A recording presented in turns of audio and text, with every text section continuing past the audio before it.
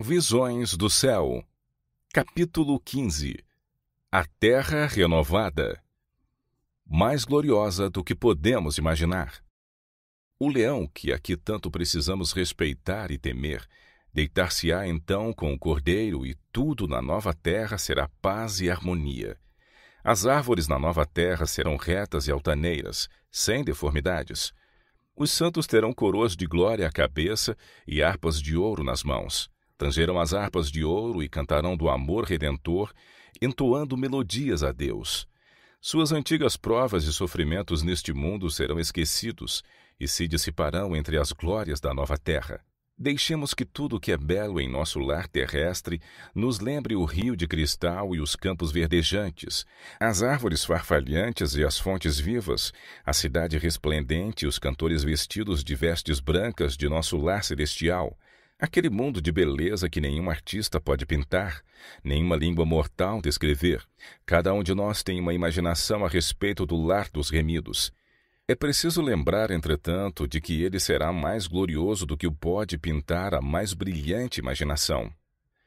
A linguagem humana não é adequada para descrever a recompensa dos justos. Será conhecida apenas dos que a contemplarem. Um receio de fazer com que a herança futura pareça demasiado material tem levado muitos a espiritualizar as mesmas verdades que nos levam a considerá-la nosso lar. Cristo afirmou a seus discípulos haver ido preparar moradas para eles na casa de seu Pai. Os que aceitam os ensinos da palavra de Deus não serão totalmente ignorantes com respeito à morada celestial. E, contudo, as coisas que o olho não viu e o ouvido não ouviu e não subiram ao coração do homem são as que Deus preparou para os que o amam. 1 Coríntios 2, 9. A linguagem humana não é adequada para descrever a recompensa dos justos. Será conhecida apenas dos que a contemplarem. Nenhum espírito finito pode compreender a glória do paraíso de Deus. O Jardim do Éden restaurado. O Jardim do Éden permaneceu sobre a terra muito tempo depois que o homem fora expulso de suas deleitáveis veredas. Gênesis 4:16. Foi permitido à raça decaída por muito tempo contemplar o lar da inocência, estando a sua entrada vedada apenas pelos anjos vigilantes. À porta do paraíso, guardada pelos querubins, revelava-se a glória divina. Para ali iam Adão e seus filhos a fim de adorarem a Deus. Ali renovaram seus votos de obediência àquela lei cuja transgressão os havia banido do Éden. Quando a onda de iniquidade se propagou pelo mundo e a impiedade dos homens determinou sua destruição por meio de um dilúvio de água, a mão que plantara o Éden o retirou da terra. Mas na restauração final de todas as coisas, quando houver um novo céu e uma nova terra, Apocalipse 21, verso 1, será restabelecido mais gloriosamente adornado do que no princípio. Então os que guardaram os mandamentos de Deus respirarão um vigor imortal, por sob a árvore da vida, Apocalipse 2:7 e Apocalipse 22:14, e através de infindáveis séculos os habitantes dos mundos que não pecaram contemplarão no jardim de delícias um modelo da obra perfeita da criação de Deus, sem qualquer sinal da maldição do pecado, modelo do que teria sido a terra inteira se tão somente houvesse o homem cumprido o plano glorioso do Criador. Os remidos crescerão fisicamente. Todos os defeitos e deformidades são deixados no túmulo. Restabelecidos à árvore da vida, no Éden há tanto tempo perdido, os remidos crescerão até a estatura completa da raça em sua glória primitiva. Os últimos traços da maldição do pecado serão removidos, e os fiéis de Cristo aparecerão na beleza do Senhor nosso Deus, refletindo no espírito, alma e corpo a imagem perfeita de seu Senhor. Oh, maravilhosa redenção! Há tanto tempo objeto das cogitações, há tanto tempo esperada, contemplada com ávida expectativa, mas nunca entendida completamente. Visão da nova terra. Com Jesus à nossa frente, descemos todos da cidade para a terra, sobre uma grande e íngreme montanha que, incapaz de suportar a Jesus sobre si, partiu-se em duas, formando uma grande planície.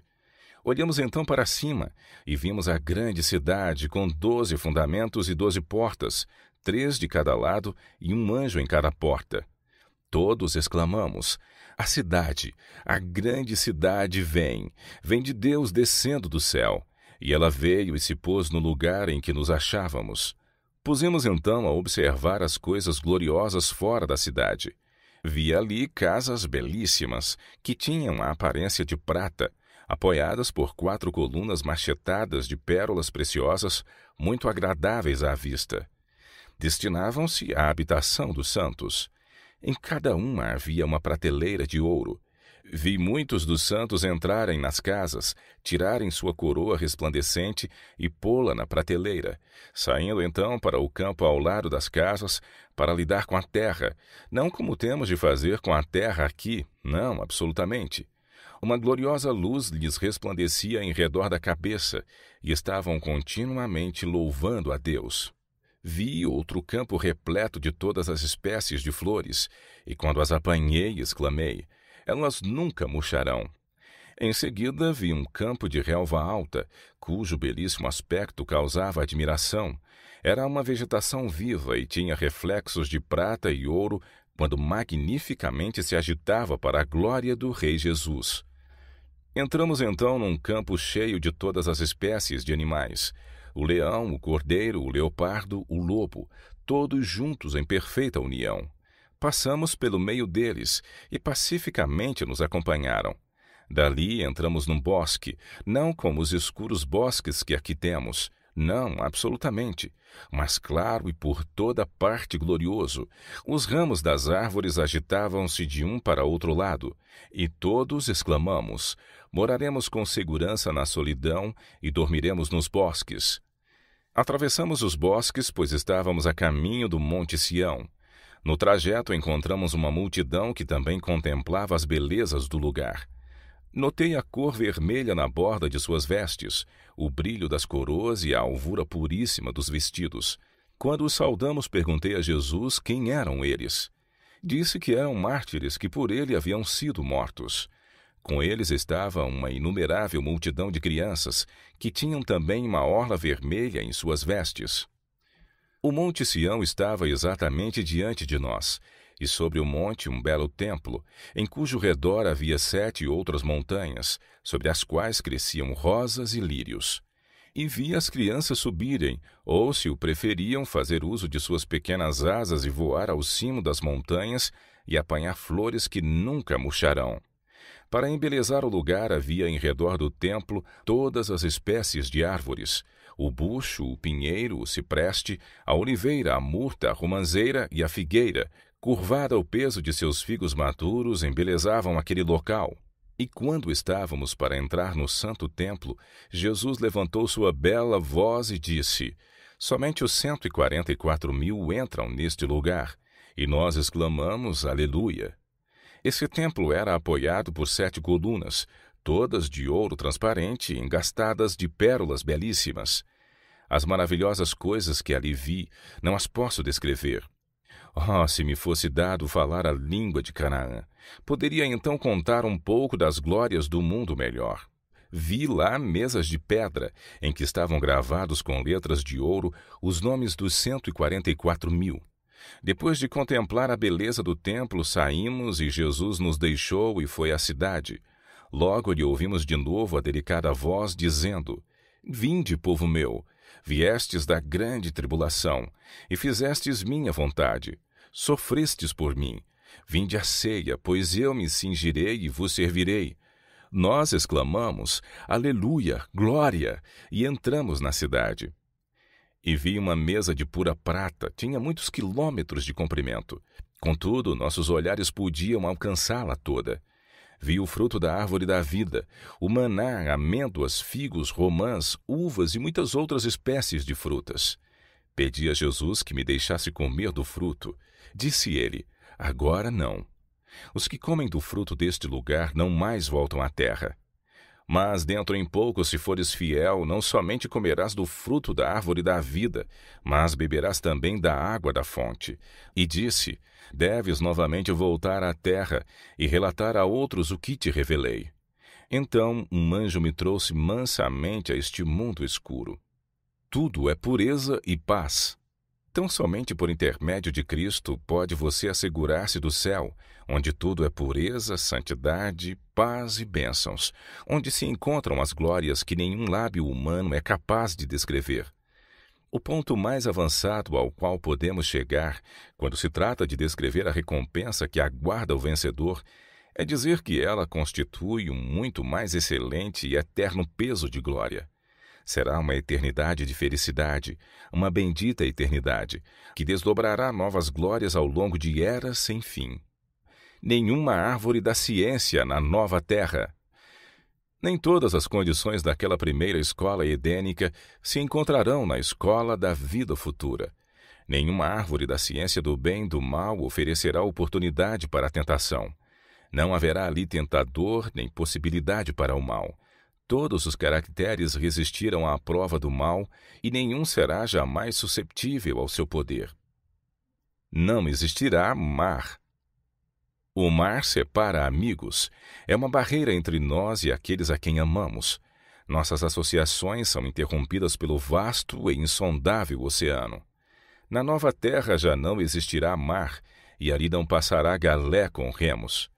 No passado, muitos que amavam e serviam a Deus foram presos com grilhões a seus assentos nas galés, compelidos a satisfazer a vontade de homens cruéis e desapiedados.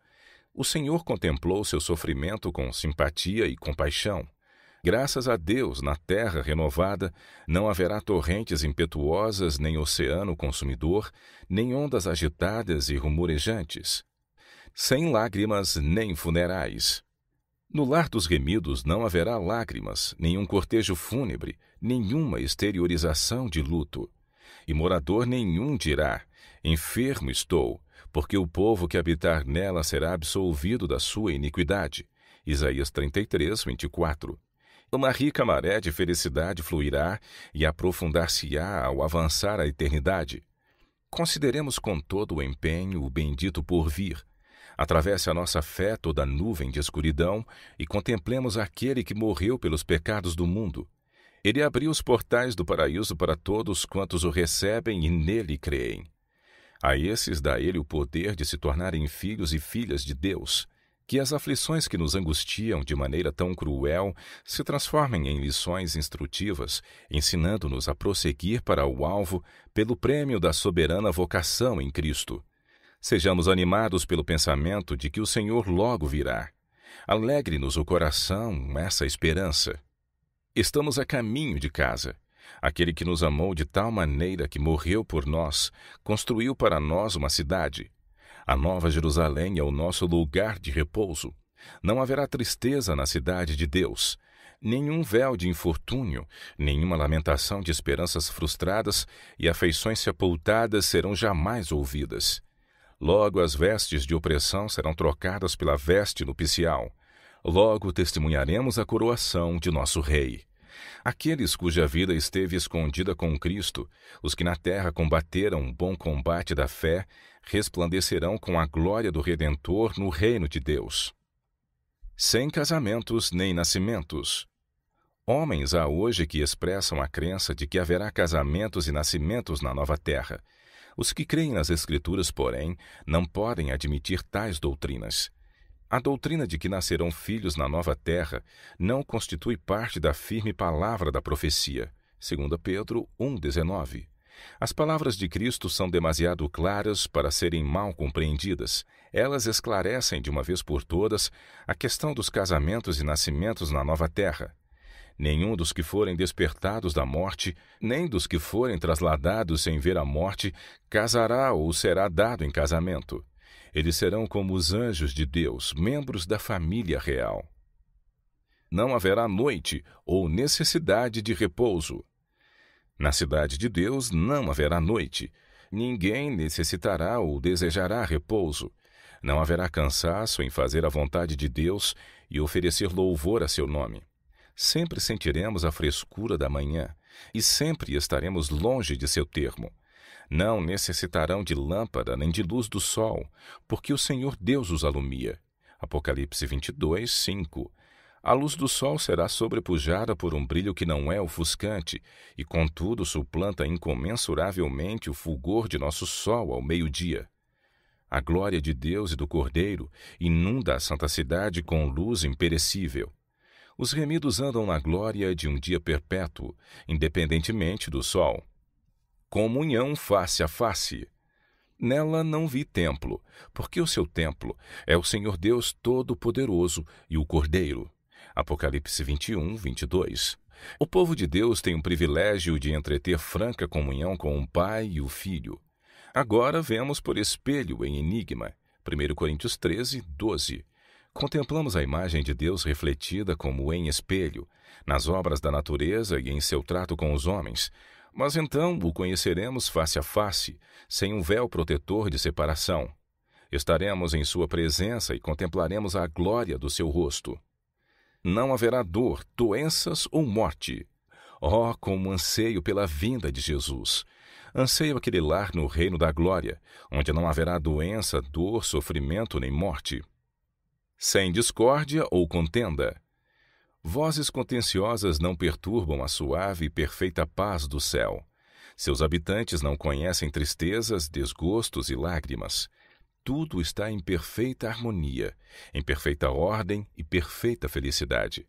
O céu é um lugar em que a simpatia está viva em todo o coração e é expressa em cada olhar. Ali reina o amor. Não há elementos dissonantes, nenhuma discórdia, contenda ou guerra de palavras. O sábado será observado na nova terra. Foi-me mostrado que a lei de Deus permaneceria firme para sempre e existiria na nova terra por toda a eternidade. Na criação, quando foram firmados os fundamentos da terra, os filhos de Deus olhavam com admiração para a obra do Criador, e toda a multidão celestial aclamava de alegria.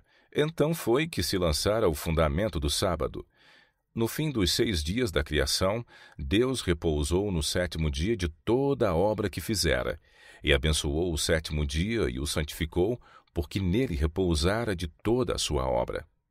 O sábado foi instituído no Éden antes da queda, e foi observado por Adão e Eva e toda a multidão celestial.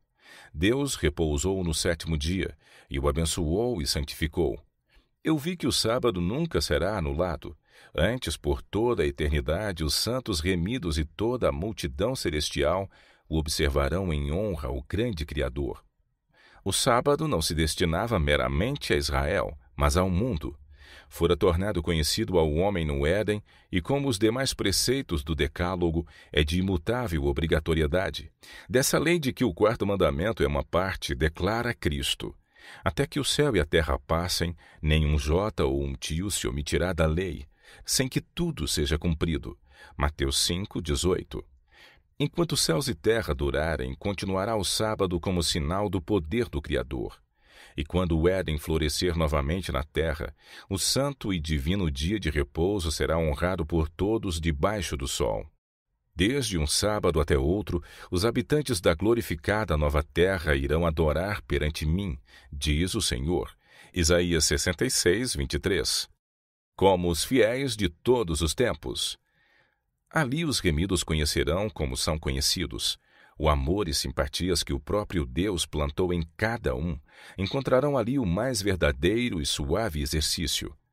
A comunhão pura com os seres santos, a vida social harmoniosa com os bem-aventurados anjos e com os fiéis de todos os tempos, que lavaram suas vestes e as branquearam no sangue do Cordeiro, os sagrados laços que reúnem toda a família nos céus e na terra, Efésios 3,15, tudo isso concorre para constituir a felicidade dos remidos.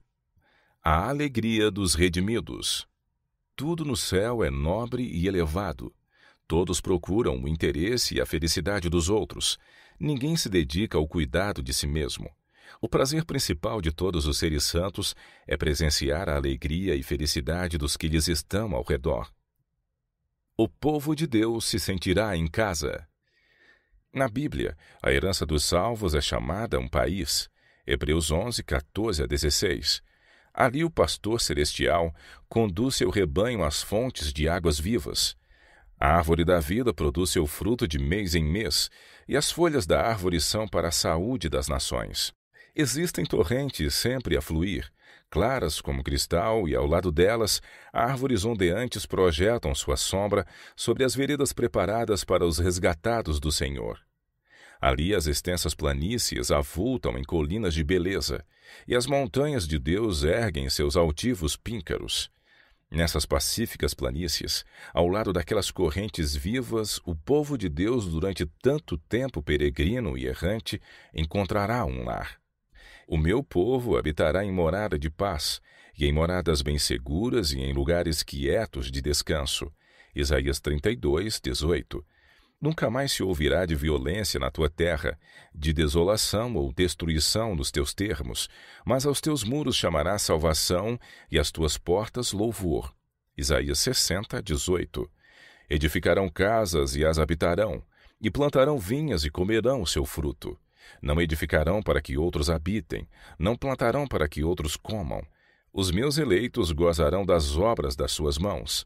Isaías 65, 21 e 22. Ali o deserto e os lugares secos se alegrarão disto, e o ermo exultará e florescerá como a rosa. Isaías 35, verso 1. Em lugar do espinheiro crescerá a faia, e em lugar da sarça crescerá a murta. Isaías 55, 13. E morará o lobo com o cordeiro, e o leopardo com o cabrito se deitará, e um menino pequeno os guiará. Isaías 11, verso 6. Não se fará mal nem dano algum em todo o monte da minha santidade, diz o Senhor. Isaías 11, 9. Vida ativa e objetiva. Na terra renovada, os redimidos empenhar-se-ão em ocupações e prazeres que levaram felicidade a Adão e Eva no início. Será vivida a vida edênica, a vida no jardim e no campo. E edificarão casas e nelas habitarão. Plantarão vinhas e comerão o seu fruto. Não edificarão para que outros habitem, não plantarão para que outros comam. Porque os dias do meu povo serão como os dias da árvore, e os meus eleitos gozarão das obras das suas mãos até a velhice. Isaías 65, 21 e 22. Cada faculdade será desenvolvida, toda habilidade aumentada. Os maiores empreendimentos serão levados a êxito, as mais elevadas aspirações alcançadas, realizadas as mais altas ambições.